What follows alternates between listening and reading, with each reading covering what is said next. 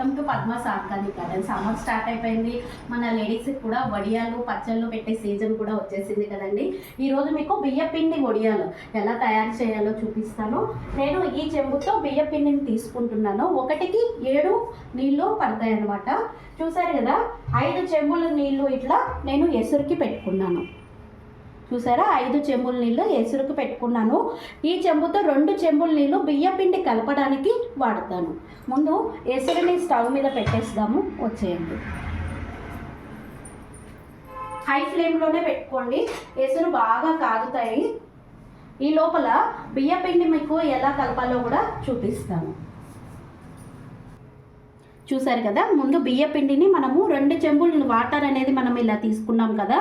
బాగా బియ్యపిండి చూసారా, ఈ విధంగా ఉంటలు లేకుండా మన దోసపిండి ప్యాటర్న్ ఎలా ఉంది చూడండి. ఇంత పలచగా పిండిని బాగా కలుపుకోండి. ఈ బియ్యపిండిని నేను బియ్యాన్ని ముందు రోజే నానబెట్టేసేసి ఆరనిచ్చి మరునాడు పిండి మిషన్కి ఇచ్చి పిండిని చేసుకున్నాను. అట్లా చేసుకుంటే వడియాలు బాగా వస్తాయి అన్నమాట. ఈ విధంగా పిండిని ఎసురు కాగే లోపల మీరు మిక్స్ చేసి పెట్టేస్తాయండి. చూసారు కదా, మన నీళ్ళు కూడా కొద్దిగా కాగుతున్నాయి అన్నమాట. ఇప్పుడే మీరు కొద్దిగా జీలకర్ర వేసేసేయండి. జీలకర్ర, కొద్దిగా మనకి రుచికి సరిపడినంత ఉప్పు. చూసారు కదా, మన ఎసురు కూడా చక్కగా మరిగినాయి. ఇప్పుడు పిండి పోసేద్దాము. వడియాలు పెట్టేటప్పుడు ఈ పిండి కలిపేటప్పుడు మాత్రం దగ్గర ఉండండి. పిండి పోసేటప్పుడు ఉంట అనేది బాగా కడుతుంది. బాగా చూసారు కదా, ఇట్లా జారుగా కలుపుకుంటేనే మీకు ఉంట కట్టకుండా ఉంటుందన్నమాట. ఇలా ఉండలు లేకుండా పిండిని మొత్తము ఇలా పోసి సిమ్లో పెట్టేసేయండి. బాగా దగ్గరుండి తిప్పుతూనే ఉండాలి, లేకపోతే ఉంట కట్టే ఛాన్స్ ఉంటుందన్నమాట. ఇది కూడా చూసారా, నేను పక్కన కొన్ని వేడి నీళ్ళు కూడా రెడీగా పెట్టుకున్నాను. బియ్యం ఒక్కొక్కసారి ఎక్కువ నీళ్లు పడతాయి అన్నమాట. మనకి ఏ బియ్యం వెళ్ళానో తెలియదు కాబట్టి రెడీగా కొన్ని వాటర్ అయితే పెట్టుకోండి. ఒకవేళ తక్కువ అని అంటే మనం కొన్ని వేడి నీళ్ళు అనేది పోసేయచ్చు. చూసారు కదా, నేను మీడియం ఫ్లేమ్లో ఉడికిస్తున్నాను. చూడండి, పిండి ఇలా వస్తుంది అనమాట. ఈ పిండి కన్సిస్టెన్సీ ఎలా ఉండాలంటే ఇట్లా పట్టుకుంటే ఇట్లా బంక రావాలి. నాకు ఇంకా ఉడకడానికి ఒక 5 మినిట్స్ పడుతుంది. మీరు ఇది చేసేటప్పుడు దగ్గర ఉండి ఇట్లా కలుపుతూనే ఉండండి. మనకి పిండి నీళ్ళగా ఉంది అంటే కొద్దిగా బియ్యపిండిలో కొన్ని నీళ్లు వేసేసి మళ్ళీ బియ్యపిండి వేసుకోండి. లేదు మనకి జోరుగా అంటే నీరు ఎక్కువగా ఉంది అంటే కనుక బియ్యపిండిని వేసుకోండి. నాకైతే 1కి 7 అనేది కరెక్ట్గా సరిపోయింది. ఇది మీరు చూసుకొని వేసుకోండి. మనము ఇలా జారువారిగా అంటారు కదా, ఇలా గరిటెతో పోయడానికి మనకి వడియాలు పెట్టడానికి ఈ కన్సిస్టెన్సీ ఉంటే కనుక మనకి సరిపోతుంది. ఇలా గట్టి పడినాక సిమ్ములో పెట్టేసేసి ఉడికియండి బాగా. ఆ బంక అనేది మనకి ఇట్లా పట్టుకుంటే కొద్దిగా ఇట్లా అని మనకి తెలియాలి అనమాట.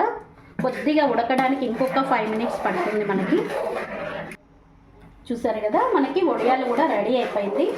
ఇట్లా బంక్ అనేది రావాలని పట్టుకుంటే చూసారా, పిండి కూడా రెడీ అయిపోయింది. కన్సిస్టెన్సీ చూడండి, ఇలా ఉంటే మనకి సరిపోతుంది.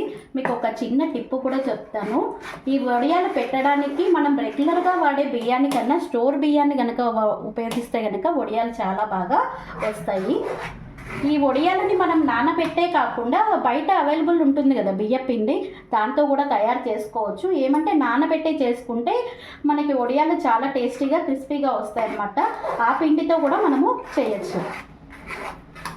చూసారు కదా, పిండి మనకి ఇట్లా రెడీ అయిపోయినాక దీన్ని ఫ్యాన్ కింద చల్లగా చేయండి. ఎప్పుడు వేడి మీద వడియాలు ఎప్పుడు పెట్టకూడదు, కవర్కి అంటుకుంటాయి అనమాట. కవర్కి పైన చూసారా ఇట్లా రాళ్ళన్నీ పెట్టేశాను. ఈ కవర్ బదులు మీరు కాటన్ శారీని కూడా యూజ్ చేయొచ్చు. కాటన్ శారీని తడిపి అట్లా కూడా వడియాలు పెట్టచ్చు. బాగా చల్లగా అంటే గోరు వెచ్చగా ఉన్నప్పుడు వడియాలు పెట్టండి. చూసారు కదా, ఈ కన్సిస్టెన్సీ వస్తుంది. వడియాలు ఈ విధంగా మనం పెట్టాలి. చూసారా, నాకు హెల్పర్గా ఫ్రూటీ హాయ్ చెప్పు, యోజిత హాయ్ చెప్పు. వీళ్ళు నాకు హెల్పర్గా ఉన్నారు. చిన్ని చేతులతో ఎంత బాగా వడియాలు పెడుతున్నారో చూడండి. ఈ విధంగా మనం పెట్టిన వడియాలని 1 ఇయర్ వరకు మనము స్టోర్ చేసుకోవచ్చు. వడియాలు బయట కూడా అవైలబుల్ ఉంటాయి. వాళ్ళంతా హైజీనిక్గా చేయరు కాబట్టి మనం ఇంట్లోనే వడియాలని ఈజీగా తయారు చేసుకోవచ్చు. ఇంకెందుకు, మీరు కూడా వడియాలు పెట్టడం స్టార్ట్ చేయండి. Thank you.